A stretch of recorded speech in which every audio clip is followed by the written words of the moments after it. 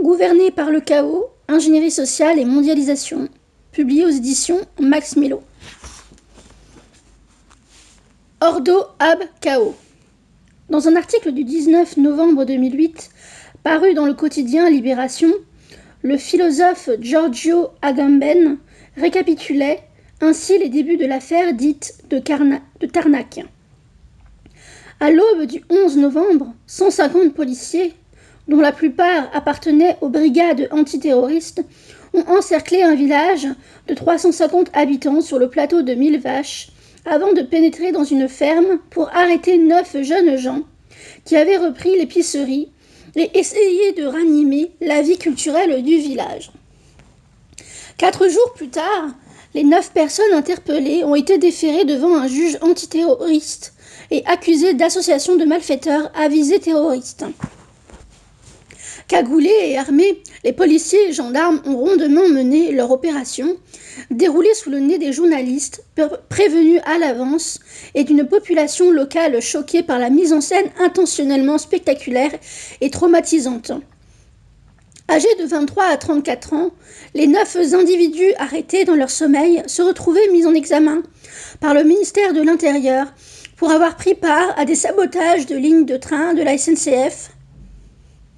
Un ouvrage politique intitulé « L'insurrection qui vient », rédigé par un comité invisible, anonyme, mais attribué à ce groupe, sert de pièce à conviction aux policiers. On peut y lire des appels à la désobéissance civile et au sabotage des instruments du pouvoir, ce qui rattache ce texte à la mouvance qualifiée d'ultra-gauche, laquelle serait grandement susceptible de passer à l'acte, toujours selon le ministère. Mais en dehors de ces suppositions, le dossier reste vide et les preuves matérielles ne se bousculent pas pour rendre l'accusation crédible. Une dizaine d'autres jeunes gens soupçonnés d'être liés à ce groupe ont été arrêtés le même jour ailleurs sur le territoire, mais rapidement relâchés faute d'éléments à charge. Très vite, un autre comité de soutien, celui-là, se met en place composé de proches des accusés, familles, amis, voisins, ainsi que d'intellectuels et de journalistes sympathisants. L'accusation un peu rapide de terrorisme et la détention sans preuve, qui se prolonge pourtant pour plusieurs personnes, ont scandalisé pas mal de monde, bien au-delà des milieux militants d'extrême gauche. D'autres collectifs de soutien poussent un peu partout en France et même à l'étranger. Des conférences, des concerts et des manifestations sont organisés sur le mot d'ordre « Sabotons l'antiterrorisme ». Le samedi 31 janvier 2009, une de ces manifestations serpentait dans les rues de Paris à travers les 5e et 14e arrondissements. Une population hétérogène s'était au préalable rassemblée sur la place Edmond-Rostand, point de départ du défilé, entre les grilles vernies du Jardin du Luxembourg et les colonnes du Panthéon au bout de la rue Soufflot. Le cortège se mit en branle en début d'après-midi et descendit vers le sud en direction de la prison de la Santé, où était encore embastillé Julien Coupat, l'un des 9 inculpés, présenté dans les médias comme le chef du groupe. Tout au long du parcours, des cordons de CRS bloquent l'accès aux rues perpendiculaires et canalisent le cortège dans une sorte de souricière dont le but est d'empêcher que l'on puisse s'approcher en nombre de la maison d'arrêt. Stoppés sur le boulevard Arago et se rendant compte trop tard de la manigance, les manifestants se mettent à envoyer des projectiles et à tirer horizontalement des feux d'artifice sur les CRS, lesquels, protégés derrière leurs boucliers et leurs camions grillagés, ne risquent de toute façon pas grand-chose. La manifestation se dissout en une trentaine de minutes, laissant derrière elle une ambiance d'émeute urbaine avortée, ainsi que des panneaux publicitaires démolis. Pendant tout le défilé, le camion sono d'où bourdonne de la musique arbore une parodie de slogans peintes sur son flanc. Al-Qaïda, oui c'est possible. De nombreuses personnes se sont munies de pancartes artisanales qui déclarent en substance « Nous sommes tous des terroristes ». Des petits masques blancs, comme ceux du mouvement des stagiaires, sont distribués sur lesquels on a écrit le mot terroriste au marqueur. Bref, tout le monde réclame le statut de terroriste.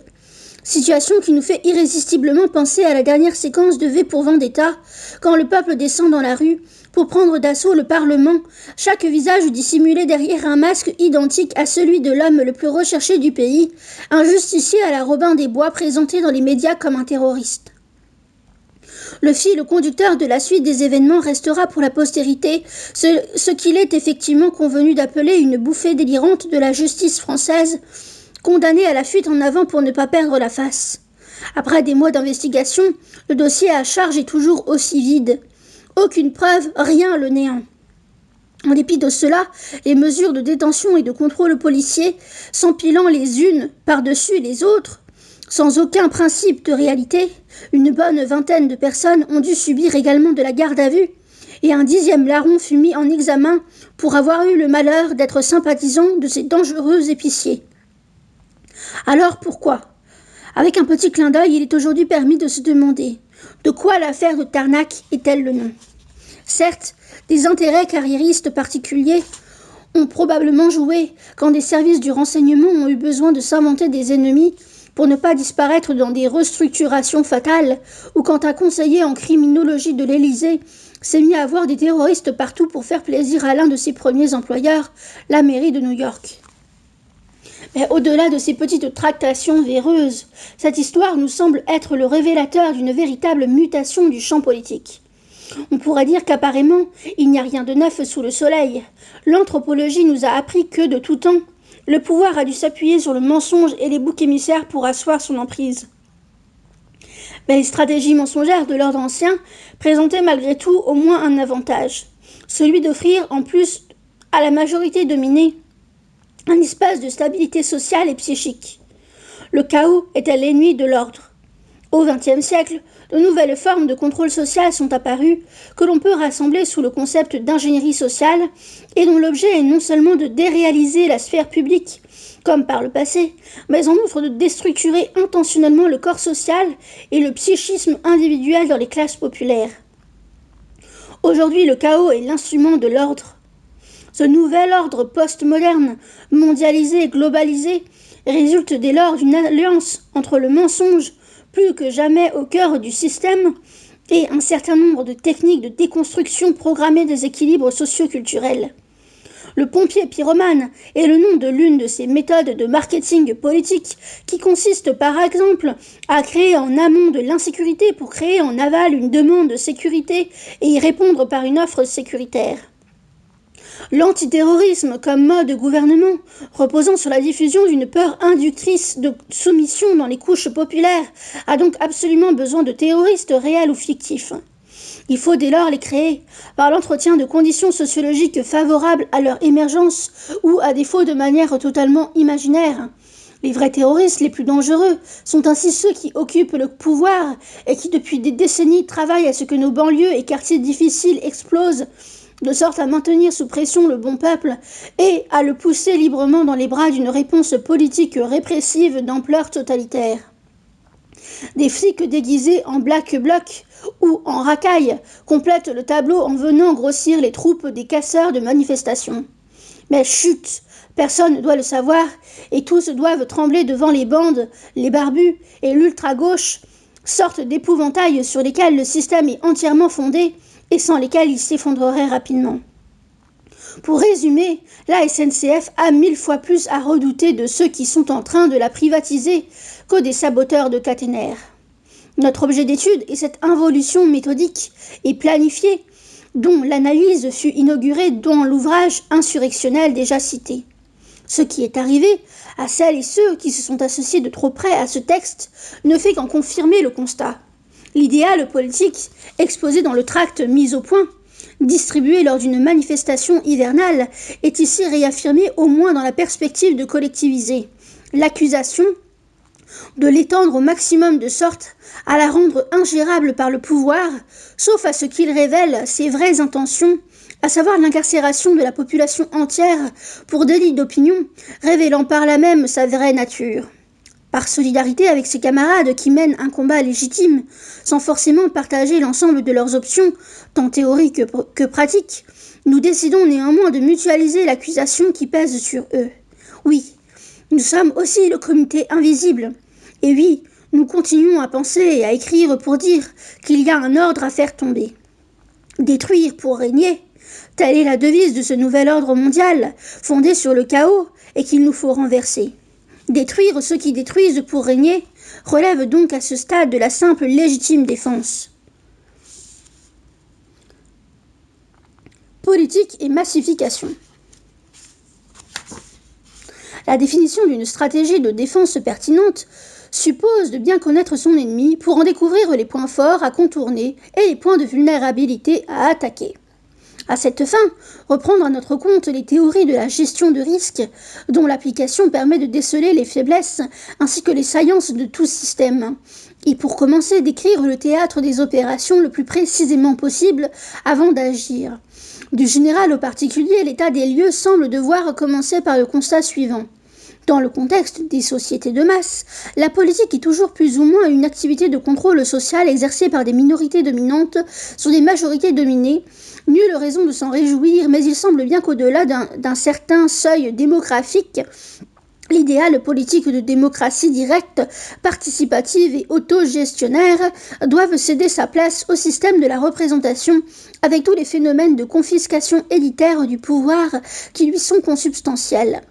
La nature de ce contrôle social des masses, depuis longtemps synonyme de la pratique politique concrète, a néanmoins suivi de profondes mutations au fil du temps, notamment au XXe siècle.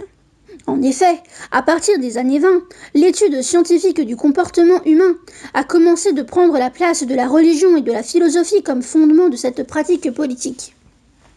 Pour la première fois dans l'histoire de l'humanité, le conseiller du prince ne débattait plus d'idées à une tribune ou dans un livre, mais s'occupait de stimuli-réponses dans un laboratoire. Ce changement de méthode a donné naissance ou s'est consolidé grâce à de nouvelles disciplines telles que le marketing, le management, la cybernétique, que l'on regroupe sous le terme de sciences de la gestion et qui sont donc devenus les nouveaux instruments de la pratique politique et du contrôle social. Ainsi, d'une activité d'inculcation d'un système de valeurs, une loi divine ou républicaine, la politique s'est déplacée vers les questions purement techniques d'ingénierie des comportements et d'optimisation de la gestion des groupes. Grâce à ces nouveaux outils, les élites politiques des pays industrialisés ont ainsi pu faire l'économie de toute forme d'axiologie, de discussion sur les valeurs, les idées, le sens et les principes, pour ne se consacrer qu'à une technologie organisationnelle des populations. En l'espace de quelques décennies, les pays développés sont donc passés d'un contrôle social fondé sur le langage, l'interlocution, la convocation linguistique de l'humain et l'activation de ses fonctions de symbolisation, à un contrôle social reposant sur la programmation comportementale des masses au moyen de la manipulation des émotions et de la contrainte physique. Et sous cette impulsion, comme le remarque Bernard Stiegler, les sociétés humaines sont en train de passer d'un surmoi symbolisé, la loi au sens général, à un surmoi automatisé, la contrainte technologique pure, après une transition par une sorte de surmoi émotionnel émanant du spectacle. Autrement dit, la politique, qui était jadis l'art de réguler les contradictions d'un groupe par inculcation chez ses membres d'une loi commune, une grammaire sociale structurante et permettant l'échange au-delà des désaccords, la politique est devenue aujourd'hui l'art d'automatiser les comportements sans discussion. La fonction symbolique, c'est-à-dire la capacité de rationalisation des émotions et d'articulation dialectique de leurs contradictions dans un discours partagé, la capacité à continuer de se parler alors que nous ne sommes pas d'accord, clé de voûte de l'élaboration du sens commun d'un groupe organisé et du tissage du lien social, est directement attaquée par cette mutation. Si le sujet humain est bien un sujet parlant, comme l'indique la psychanalyse, un être de verbe, de parole, de dialectique, donc aussi de polémique, alors on peut dire que ces nouveaux instruments de la pratique politique permettent de faire tout simplement l'économie de la subjectivité et de réduire un groupe de sujets à un ensemble d'objets. Politique et mondialisation. Jacques Attali, un des plus fins observateurs sociopolitiques de l'époque, ne cesse de le rappeler, que ce soit dans ses publications ou ses interventions médiatiques. La plupart des dirigeants contemporains ne poursuivent fondamentalement que deux buts.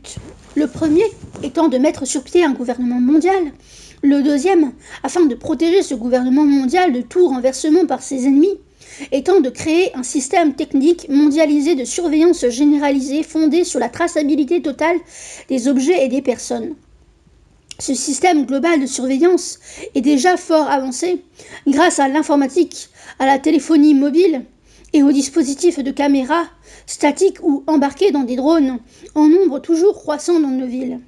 Un pas supplémentaire sera bientôt franchi avec la technologie RFID, Radio Frequency Identification, et les implants corporels de composants électroniques émetteurs de signaux qui assureront notre géolocalisation permanente.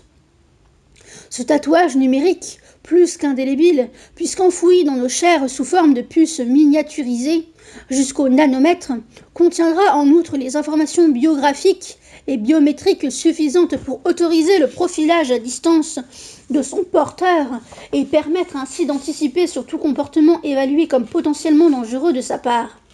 Profondément travaillé par ce fantasme d'ubiquité sécuritaire, le pouvoir politique se limite aujourd'hui à l'application du principe de précaution et à une recherche effrénée de réduction de l'incertitude et du risque zéro. L'intégration mondialiste comme projet politique imposé par certaines élites aux populations n'est ainsi rien d'autre que la mise en place d'un vaste système de prévisibilité et de réduction de l'incertitude des comportements de ces populations, autrement dit un système de contrôle total des contre-pouvoirs. Il y a en effet équivalence entre imprévisibilité et pouvoir. Ainsi que le note Michel Crozier et Erhard Friedberg dans un ouvrage fondateur de la sociologie des organisations. Le seul moyen que j'ai pour éviter que l'autre me traite comme un moyen, comme une simple chose, c'est de rendre mon comportement imprévisible, c'est-à-dire d'exercer du pouvoir. Dans le cadre de la relation de pouvoir la plus simple, telle que nous avons pu la découvrir sous-jacente à toute situation d'organisation, nous avons montré que la négociation pouvait être reconstruite en logique à partir d'un raisonnement sur la prévisibilité. Chacun cherche à enfermer l'autre dans un raisonnement prévisible tout en gardant la liberté de son propre comportement. Celui qui gagne, celui qui peut manipuler l'autre, donc orienter la relation à son avantage, est celui qui dispose d'une plus grande marge de manœuvre.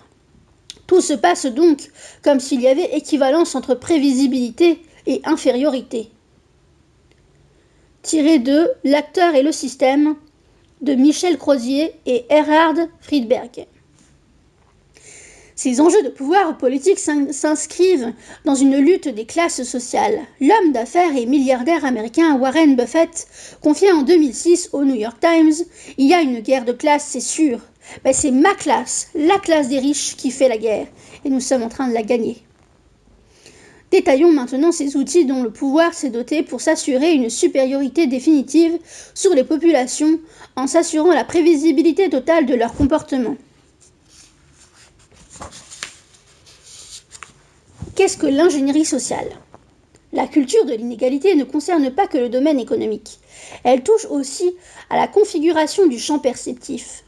En effet, le fondement des théories de la surveillance, telles que résumées par le principe panoptique de Jeremy Bentham, est la dissociation du couple voir et être vu. La politique comme ingénierie sociale consiste alors à bâtir et entretenir un système inégalitaire où les uns voient sans être vus et où les autres sont vus sans voir. Le but de la manœuvre est de prendre le contrôle du système de perception d'autrui sans être soi-même perçu, puis d'y produire des effets en réécrivant les relations de cause à effet, de sorte qu'autrui se trompe quand il essaye de les remonter pour comprendre sa situation présente. Dans son livre sur la campagne présidentielle de Nicolas Sarkozy en 2007, Yasmina Reza nous rapporte ces propos d'un de ses conseillers, Laurent Soli. La réalité n'a aucune importance, il n'y a que la perception qui compte. Ce constructivisme radical, issu de l'école de Palo Alto et très en vogue dans le milieu des consultants, n'hésite pas à considérer que la perception peut être détachée de tout référent objectif réel. L'ingénierie des perceptions devient alors une activité quasi démiurgique de construction d'hallucinations collectives, partagées, normalisées et définissant la réalité commune, autrement dit un ensemble stabilisé de relations causales falsifiées, ainsi que l'avance dans un essai le célèbre pirate informatique Kevin Mitnick, l'ingénierie sociale serait l'art de la supercherie. Plus précisément, l'art d'induire autrui en erreur et d'exercer un pouvoir sur lui par le jeu sur les défaillances et les angles morts de son système de perception et de défense. Illusionnisme et prestigilisation appliqués à tout le champ social, de sorte à construire un espace de vie en trompe-l'œil, une réalité truquée dont les règles véritables ont été intentionnellement camouflées. Ces techniques de manipulation s'appuient sur des sciences de la gestion, nébuleuses de disciplines qui ont commencé à constituer un corpus cohérent à partir des années 20 et dont la théorie de l'information et la cybernétique résument les grandes lignes idéologiques. À savoir, les êtres vivants et les sujets conscients sont des systèmes d'information susceptibles d'être modélisés, contrôlés, voire piratés au même titre que les systèmes d'information non vivants et composés d'objets non conscients. Pour les plus connus, ces disciplines gestionnaires sont le marketing, le management, la robotique, le cognitivisme, la psychologie sociale et behavioriste comportementale, la programmation neurolinguistique (PNL), le storytelling, le social learning, le reality building. Le point commun de ces disciplines réside dans leur rapport à l'incertitude, qu'elles tentent toujours de réduire au minimum, si possible à zéro. Le monde est ainsi perçu uniquement sous l'angle de systèmes d'échange et de traitement de l'information qu'il faut réussir à gérer du mieux possible, c'est-à-dire en réduisant l'incertitude de leur fonctionnement, en les contrôlant le plus précisément possible. En outre, contrairement aux sciences humaines et sociales, ces sciences gestionnaires ne se contentent pas d'observer et de décrire leur objet d'étude, elles interviennent aussi dessus dans le sens d'une ingénierie, donc d'un travail de reconfiguration d'un donné. Quand elle se fait à l'insu du système reconfiguré, la reconfiguration devient un viol furtif de l'intégrité du système et porte le nom de piratage ou hacking. Et quand il s'applique à l'humain, cet interventionnisme reconfigurateur pirate se donne généralement pour but de reconfigurer le donné humain dans le sens d'une réduction de l'incertitude liée au comportement de ce donné humain, individuel ou groupal. La politique, en tant qu'ingénierie sociale, gestion des masses humaines, réduction de l'incertitude du comportement des populations, s'appuie donc tout d'abord sur une phase descriptive constituée de travaux de modélisation de ces comportements populaires afin d'en définir les structures générales et les constantes. Ces travaux de modélisation mettent à jour les programmes routines, conditionnements psychiques et algorithmes comportementaux auxquels obéissent les groupes humains. L'informatique est l'outil idéal, par exemple dans le calcul complexe, probabiliste et stochastique des mouvements de foule qui sert à la gestion des risques dans les instances professionnelles d'hygiène et de sécurité, évacuation des bâtiments, mais aussi à la police et l'armée pour encadrer et prévenir toute manifestation qui risquerait de déstabiliser le pouvoir. De plus, le travail d'espionnage d'une population, dans l'optique de modéliser ce qu'elle pense et ainsi désamorcer les nouvelles tendances critiques, requiert un travail de surveillance, de renseignement, de collecte d'informations et de fichage considérablement facilité par les développements de l'informatique ubiquitaire ou ambiante et diffuse dans l'environnement, tel que théorisé par Mark Weiser, ainsi que par les systèmes experts de croisement des bases de données électroniques locales, publiques et privées, interception des communications, paiement par carte, etc. Le recoupement de ces informations glanées sur les réseaux numériques permettant de calculer par profiling une estimation du taux de dangerosité qu'une population ou un individu représente pour le pouvoir, on comprend dès lors que l'informatisation de la société, pour y faire basculer le maximum d'éléments de la vie des populations, soit une priorité des politiques contemporaines. Dans son ouvrage Surveillance globale, Éric Sadin nous dresse une liste presque exhaustive de ces nouvelles formes de pouvoir à vocation non plus punitive, mais anticipatrice, et dont l'emprise est strictement coextensive à celle de la sphère technologique. Aux États-Unis, dans la foulée du Patriot Act, sont apparus des programmes gouvernementaux de surveillance électronique, tels que le Total Information Awareness et le Multi-State Anti-Terrorism Information Exchange, Matrix. Plus récemment, l'Union européenne s'est dotée elle aussi de programmes dont les objectifs consistent à centraliser pour la police la détection automatique de comportements anormaux et de menaces, que ce soit dans le cyberespace pour Index Project ou dans la rue au moyen des caméras de surveillance pour ADAPT, acronyme d'Automatic Detection of Abnormal Behavior and Threats in Crowded Spaces.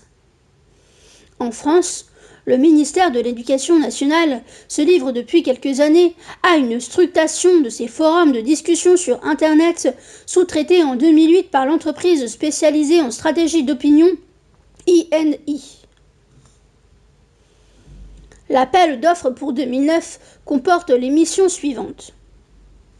Identifier les thèmes stratégiques, pérennes, prévisibles ou émergents. Identifier et analyser les sources stratégiques ou structurant l'opinion. Repérer les leaders d'opinion, les lanceurs d'alerte et analyser leur potentiel d'influence et leur capacité à se constituer en réseau. Décrypter les sources des débats et leur mode de propagation. Repérer les informations signifiantes, en particulier les signaux faibles.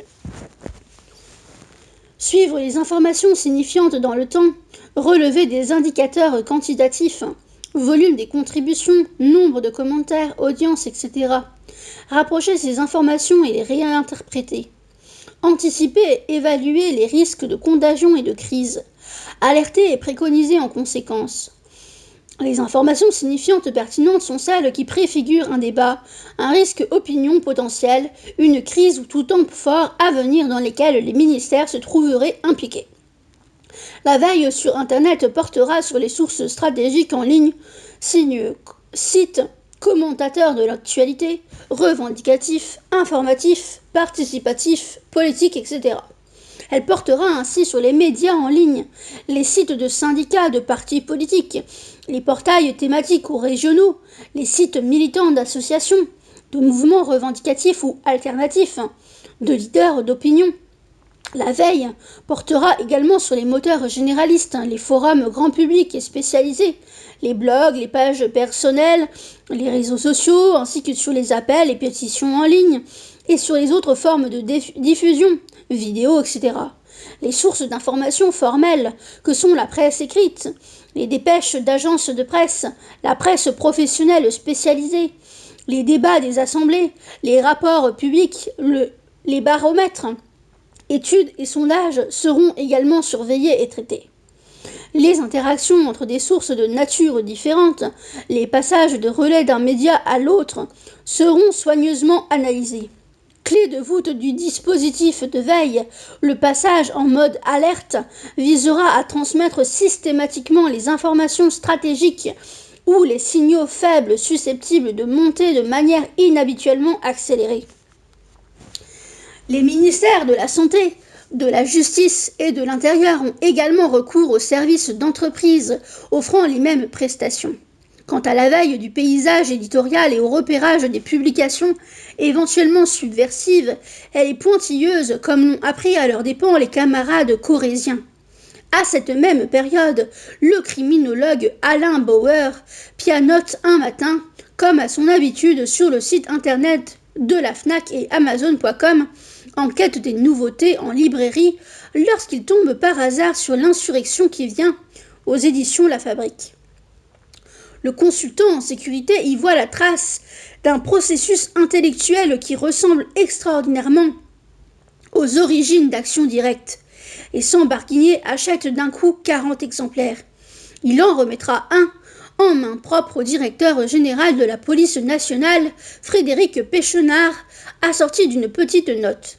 Rédigé par un comité invisible, l'ouvrage est attribué par les policiers à Julien Coupat, qui fait figure de principal accusé dans l'affaire de Tarnac. Parvenu à un stade de modélisation de la population considéré comme suffisant, on peut alors passer à la deuxième phase, le travail d'ingénierie proprement dit. S'appuyant sur ces modèles découverts pour les reconfigurer dans le sens d'une standardisation accrue et donc d'une meilleure prévisibilité des comportements, l'ingénierie politico-sociale consiste ni plus ni moins que dans un travail de programmation et de conditionnement des comportements, ou plutôt de reprogrammation et de reconditionnement, puisqu'on ne part jamais d'une tabula rasa, mais toujours d'une culture déjà donnée du groupe en question, avec ses propres routines et conditionnements. Les sociétés humaines, en tant que système d'information, peuvent ainsi être reconfigurées dans le sens d'une harmonisation, homogénéisation, standardisation des normes et des procédures. afin de configurer à celles et ceux qui les pilotent une meilleure vue d'ensemble et un meilleur contrôle, l'idéal étant de parvenir à fusionner la multitude des groupes humains hétérogènes dans un seul groupe global, un seul système d'information, une administration centralisée et une gestion sécurisée. Les architectes de la mondialisation ne poursuivent pas d'autre but. La stratégie du choc. L'ingénierie sociale, comme travail de reconfiguration d'un donné humain, procède toujours en infligeant des chocs méthodiques. En effet, reconfigurer un système pour le rendre plus sûr et prédictible exige au préalable d'effacer son mode de configuration actuel. La réinitialisation d'un groupe humain requiert donc de provoquer son amnésie par un traumatisme fondateur, ouvrant une fenêtre d'action sur la mémoire du groupe et permettant à un intervenant extérieur de travailler dessus pour la reformater, la réécrire, la recomposer. L'expression stratégie du choc pour désigner cette méthode de hacking social a été popularisée par Naomi Klein. Dans la stratégie du choc, la montée d'un capitalisme du désastre, l'auteur met en évidence l'homologie des modes opératoires du capitalisme libéral et de la torture scientifique telle que théorisée dans les manuels de la CIA, à grand renfort de références psychiatriques sur les thérapies par le trauma, à savoir la production intentionnelle de chocs régressifs sous la forme de crises économiques planifiées et ou de traumatismes émotionnels méthodiques, afin d'anéantir les structures données jusqu'à une table rase permettant d'en implanter de nouvelles. La crise économique actuelle n'échappe évidemment pas à ces grandes manœuvres de refondation par la destruction qui visent le plus souvent à centraliser davantage un système pour en simplifier le pilotage. Dans une étude parue en mai 2009, le Center for Public Integrity, une association américaine de journalistes d'investigation, estime que les banques américaines et européennes n'ont pas été des victimes de la crise financière qui a éclaté aux États-Unis en 2008, mais sont coupables de l'avoir délibérément provoquée. De son côté, l'économiste William Engdahl décrit ainsi sur son blog les tenants et aboutissants d'un phénomène programmé. Utiliser la panique pour centraliser le pouvoir. Comme je l'expose dans mon prochain livre, Power of Money, The Rise and Decline of the American Century, le pouvoir de l'argent, essor et déclin du siècle états-unien. Dans toutes les grandes paniques financières aux États-Unis depuis au moins celle de 1835, les titans de Wall Street, surtout la maison J.P. Morgan, avant 1929, ont délibérément déclenché la panique bancaire en coulisses pour consolider leur emprise sur le système bancaire états-unien. Les banques privées ont utilisé cette panique pour contrôler la politique de Washington, notamment la définition exacte de la propriété privée de la nouvelle réserve fédérale en 1913 et pour consolider leur contrôle sur les groupes industriels comme US Steel, Caterpillar, Westinghouse, etc. En bref, ce sont des habitués de ce genre de guerre financière qui augmentent leur pouvoir. Ils doivent maintenant faire quelque chose de semblable à l'échelle mondiale afin de pouvoir continuer à dominer la finance mondiale, le cœur de la puissance du siècle états-unien. On connaît l'histoire du développeur informatique qui diffusait lui-même des virus pour ensuite vendre des antivirus aux propriétaires d'ordinateurs infectés. Dans le champ économique, on parlera ainsi de dérégulation ou de libéralisation pour évoquer par euphémisme ces déstructurations intentionnelles. Naomi Klein en donne de multiples exemples, appuyés par des réflexions théoriques de Milton Friedman, dont sa fameuse sentence de 1982 « Seule une crise, réelle ou supposée, peut produire des changements » qui toutes convergent dans le dessein de détruire les économies nationales, locales ou d'échelle encore inférieure en les dérégulant et libéralisant pour les re-réguler en les plaçant sous tutelle d'entreprises multinationales privées ou d'organisations transnationales telles que le FMI. Il s'agit à chaque fois de faire perdre à une entité sa souveraineté, son self-control, pour la mettre sous un contrôle extérieur. L'obstacle majeur de ce processus est le niveau de santé de l'entité, synonyme en politique de son niveau d'autonomie et de souveraineté, qui résiste naturellement à cette tentative de reconfiguration par une prise de contrôle extérieur. Cette OPA hostile, ressentie comme une aliénation et une transgression de son intégrité. La violence des chocs infligés sera à la mesure du niveau de santé et de souveraineté de l'entité son niveau de résistance. En outre, dans un cadre d'ingénierie sociale, il n'est pas nécessaire que les chocs infligés soient toujours réels. Ils peuvent se dramatiser uniquement dans le champ des perceptions.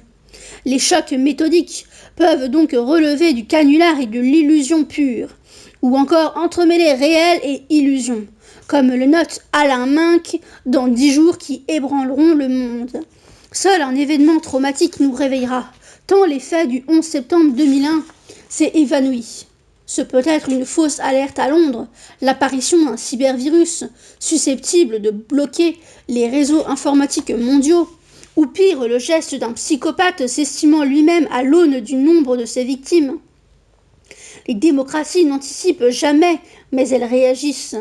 L'opinion interdit en effet les mesures préventives qui bousculeraient la vie quotidienne, mais elle accepte les décisions qui suivent un événement traumatique. Rien ne serait mieux pour nous mettre en alerte qu'un gigantesque canular, dès lors qu'il aura suscité une panique. Un faux chantage nucléaire serait donc de bonne pédagogie. La conduite du changement. La résistance au changement, tel est le problème principal à surmonter en ingénierie sociale. La question qui se pose toujours aux praticiens est: comment provoquer le moins de résistance à mon travail de reconfiguration? Comment faire en sorte que les chocs infligés ne provoquent pas une réaction de rejet? Donc, comment faire accepter le changement? Et si possible, comment le faire désirer? Comment faire adhérer au choc et au reformatage qui s'ensuit? Comment faire aimer l'instabilité, le mouvement, la précarité, le bougisme? Bref, comment inoculer le syndrome de Stockholm à des populations entières? Un prélude consiste à préparer les esprits en faisant la promotion dans l'espace public de mots-clés tels que nomadisme, dématérialisation, déterritorialisation, mobilité, flexibilité, rupture, réforme, etc. Mais ce n'est nullement suffisant. Dans tous les cas, l'attaque directe, dont la visibilité provoque un cabrage réactif contre-productif, doit être abandonnée au profit d'une tactique indirecte, dite de contournement dans le vocabulaire militaire. Sun Tzu, Lidl Art. En termes de management et de sociologie des organisations, cette stratégie du choc indirect est appelée conduite du changement, ou changement dirigé. Le numéro 645 de l'hebdomadaire Charlie Hebdo nous rapporte ces propos de Renaud Dutreil, à l'époque ministre de la fonction publique, tenu le 20 octobre 2004, dans le cadre d'un déjeuner-débat de la Fondation Concorde sur le thème « Comment insuffler le changement ?» Comment tous les hommes politiques de droite j'étais impressionnés par l'adversaire. Mais je pense que nous surestimions considérablement cette force de résistance. Ce qui compte en France, c'est la psychologie. Débloquer tous ces verrous psychologiques.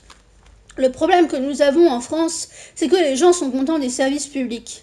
L'hôpital fonctionne bien, l'école fonctionne bien, la police fonctionne bien. Alors il faut tenir un discours. Expliquer que nous sommes à 2 doigts d'une crise majeure. C'est ce que fait très bien Michel Camdessus, mais sans paniquer les gens, car à ce moment-là, ils se recroquevillent comme des tortues. La méthode illustrée par ces propos résume à elle seule l'esprit de l'ingénierie sociale. Faire changer un groupe alors qu'il n'en éprouve pas le besoin, puisque, globalement, ça marche pour lui. Et la méthode proprement dite, le dysfonctionnement intentionnel de ce qui marche bien, mais que l'on ne contrôle pas pour le remplacer par quelque chose que l'on contrôle. En l'occurrence, la destruction de services publics qui marchent bien, mais qui échappent à la spéculation et au marché pour les remplacer par des services privatisés et sur fonds spéculatifs. Pour ne parler que de la France, ce pays est, depuis la prise de pouvoir du gouvernement Sarkozy, l'objet d'une destruction totale, méthodique et méticuleuse, tant de ses structures sociales que politiques et culturelles. Destruction accompagnée d'un gros travail de fabrique du consentement de sa population à une dégradation sans précédent de ses conditions de vie, afin de les aligner sur celles de la mondialisation libérale. Par le passé, une destruction d'une telle ampleur à l'échelle d'une nation nécessitait un coup d'État ou une invasion militaire. Ses responsables étaient accusés des crimes de haute trahison et d'intelligence avec l'ennemi. ce que l'exécutif semble effectivement craindre, une révision de février 2007 du statut pénal du chef de l'État, ayant abandonné l'expression haute trahison pour celle de manquement à ses devoirs manifestement incompatibles avec l'exercice de son mandat. De nos jours, une conduite du changement bien menée réalise la même chose qu'un putsch ou qu'une guerre, mais sans coup fait rire par petites touches progressives et graduelles, en segmentant et individualisant la population impactée, de sorte que la perception d'ensemble du projet soit brouillée et que la réaction soit rendue plus difficile. Ainsi, Denis Kessler, ancien vice-président du Mouvement des entreprises de France, MEDEF, écrivait dans le magazine Challenge en octobre 2007 « Le modèle social français est le pur produit du Conseil national de la résistance, un compromis entre gaullistes et communistes. Il est grand temps de le réformer et le gouvernement s'y emploie. Les annonces successives des différentes réformes par le gouvernement peuvent donner une impression de patchwork, tant elles paraissent variées, d'importance inégale et de portées diverses. Statut de la fonction publique, régimes spéciaux de retraite, refonte de la sécurité sociale, paritarisme, etc. À y regarder de plus près, on constate qu'il y a une profonde unité de ce programme ambitieux.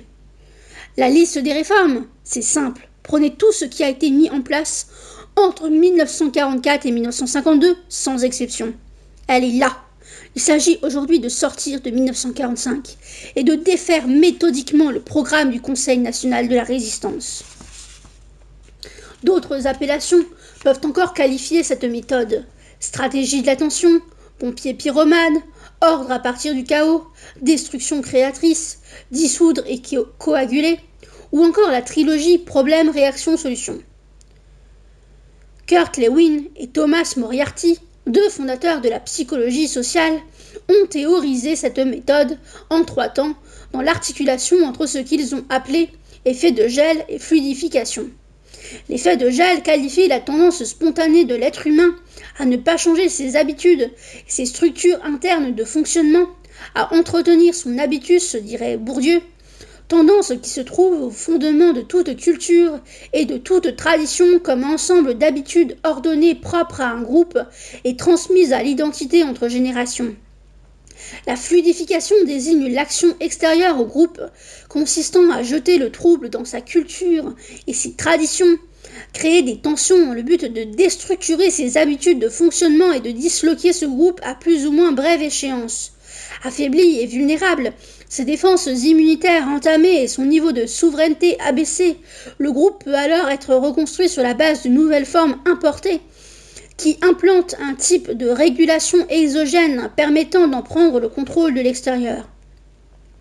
La célèbre phrase de Jean Monnet, un des pères fondateurs de l'Union européenne, « Les hommes n'acceptent le changement que dans la nécessité, et ils ne voient la nécessité que dans la crise », pourrait servir de maxime à tous les ingénieurs sociaux. Une conduite du changement bien menée consiste ainsi en 3 étapes. Fluidifier les structures gelées du groupe par l'injection de facteurs de trouble et d'éléments perturbateurs aboutissant à une crise. C'est l'étape numéro 1 de la création du problème. La destruction intentionnelle ou démolition contrôlée. Cette déstabilisation provoque inévitablement une réaction de désarroi dans le groupe. C'est l'étape numéro 2, dont la difficulté consiste à doser avec précaution les troubles provoqués, une panique totale risquant de faire échapper le système au contrôle de l'expérimentateur. Enfin, l'étape numéro 3, on apporte une solution de restabilisation au groupe, solution hétéronome que le groupe accueillera avec enthousiasme pour calmer son angoisse sans se rendre compte que ce faisant, il s'est livré à une ingérence extérieure. Le social learning. La conduite du changement comme technique de prise de contrôle d'un groupe se marie tout naturellement avec l'apprentissage collectif, ou social learning. Afin d'expliquer en quoi consiste cette approche, nous commencerons par une citation longue mais parfaitement explicite d'Éric Dénessé, le fondateur du Centre français de recherche sur le renseignement, CF2R. Le social learning utilise les effets combinés de la culture, de la connaissance et de la psychologie pour amener une population ciblée à raisonner selon un certain schéma de pensée, initié par l'influenceur dans des buts politiques, économiques ou socioculturels. Le social learning est donc un formatage social à des fins d'influence. Son objectif est la conquête des territoires mentaux. Par le biais du social learning, les acteurs économiques cherchent à prendre le contrôle d'un marché en amont, en façonnant ses goûts et ses besoins, voire en les conditionnant, et enfin en lui en imposant ses produits qui paraissent alors répondre naturellement à ses attentes. Il s'agit d'adapter parfois longtemps à l'avance le client à son offre, de détruire celle de la concurrence, mais aussi de substituer l'influence politique et culturelle de son État à celle de nations rivales. À l'ère de l'information, la diplomatie de la canonnière se voit ainsi remplacée par l'influence intellectuelle. Ce qu'il vise, ce sont les centres de décision ou de référence d'une nation, administratifs, politiques, économiques, culturels, sportifs, musicaux, etc., ayant un pouvoir de décision, d'influence, d'entraînement sur le reste de la communauté. Cette manœuvre oriente alors en toute légitimité les publics visés vers l'offre, se dissimulant derrière ce processus de formation apparemment anodin. Il s'agit d'une conquête des cœurs et des esprits très en amont des débouchés commerciaux. Les origines du social learning, avant même la fin de la Seconde Guerre mondiale, alors que la victoire des Alliés était acquise, les Anglais et les Américains s'interrogèrent sur la meilleure manière d'éviter qu'un nouveau conflit n'éclate avec l'Allemagne. La solution retenue fut de créer une connivence de valeurs entre les trois pays. Des liens furent alors tissés avec les futures élites allemandes afin d'établir un échange d'idées. Ainsi, à Wilton Park, manoir des environs de Londres, les Anglo-Américains organisèrent dès 1944 des réunions qui eurent pour but d'éduquer les élites allemandes qui allaient succéder à Hitler à une vision du monde anglo-saxonne fondée sur la démocratie et le libéralisme économique. Cette démarche avait pour objectif de les extraire de leur germanité et d'en faire des êtres civilisés selon les normes anglo-américaines. Une telle initiative fut renforcée par le plan Marshall 1947, puis par l'importante présence américaine dans le cadre de l'OTAN. Elle a abouti à l'arrimage durable de l'Allemagne fédérale à l'Europe de l'Ouest et à l'atlantisme. Le social learning se consacre ainsi à la modification intentionnelle du mode de vie, des mœurs, us et coutumes d'un groupe humain donné, à son insu, et en laissant croire qu'il s'agit d'une évolution naturelle. Par exemple, l'exode rural et la concentration des populations dans les villes, phénomène typique de la mondialisation, toujours présentés comme des fatalités historiques, répondent en réalité à deux objectifs. L'un économique, couper les groupes humains de leur autonomie alimentaire pour les rendre totalement dépendants des fournisseurs industriels et de semenciers d'organismes génétiquement modifiés, Monsanto, Limagrin. L'autre politique, faciliter la surveillance, plus aisée en milieu urbain qu'à la campagne. Cette convergence d'intérêts et de méthodes du marché et de la politique a commencé d'être élaborée et concertée à partir des années 20, comme l'analyse Stuart Ewen, historien de la publicité. En s'appuyant sur d'abondantes citations de leurs écrits et déclarations dans la presse, Ewen montre comment des industriels et des chercheurs américains en sciences sociales réfléchirent ensemble au sortir de la Première Guerre mondiale aux moyens de créer un nouveau type de société et un nouveau type d'individus exclusivement orientés sur la production et la consommation. Ils résument ainsi leurs réflexions. Créer une culture nationale et lui donner une cohérence grâce au lien social de la consommation. Voire un projet qui relève fondamentalement de la planification sociale. Les structures familiales traditionnelles, les styles de vie ruraux, les codes éthiques des immigrés avaient largement façonné les attitudes des classes laborieuses en Amérique. La subjectivité de la culture traditionnelle gênait la marche du machinisme vers la synthèse à venir, promise par l'ordre nouveau de la culture industrielle. Il appartenait à l'industrie de donner forme à ce nouvel ordre en s'arrangeant pour liquider l'ancien. Le social learning désigne ainsi un changement dirigé, s'appuyant sur la fabrication du consentement au changement. Il s'agit d'une stratégie indirecte de pression comportementale visant à désamorcer en amont toute résistance au changement et aux troubles qu'il provoque par le camouflage de toute intention stratégique contre laquelle résister de sorte que le pilotage conscient du groupe reste inconscient à ce dernier, imperceptible et attribué à une évolution naturelle des sociétés dont personne n'est responsable. There is no alternative, comme le martelait Margaret Thatcher. Dissimuler toute trace de volonté dans le processus de changement est primordial pour faire accepter les chocs en provoquant le moins de réactions possible, hormis peut-être de la nostalgie et des propos dépités sur la décadence et la nature humaine qui seraient mauvaises. Fatalisme, résignation, soumission et passivité sont escomptés. Il est impératif que le sujet piloté soit le moins conscient de l'existence du pilotage et du pilote, de sorte qu'il ne puisse même pas lui venir l'idée de s'immiscer dans le mécanisme pour y jouer un rôle actif.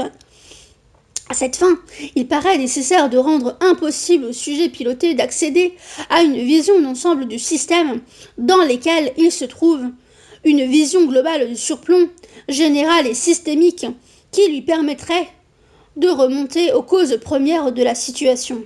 Cette opération de brouillage, qui n'est rien d'autre qu'un piratage du système de perception et d'analyse du sujet, consistera à spécialiser ses capacités de raisonnement et à les fragmenter sur des tâches particulières, de sorte à orienter leur focalisation dans un sens qui reste inoffensif pour le pouvoir.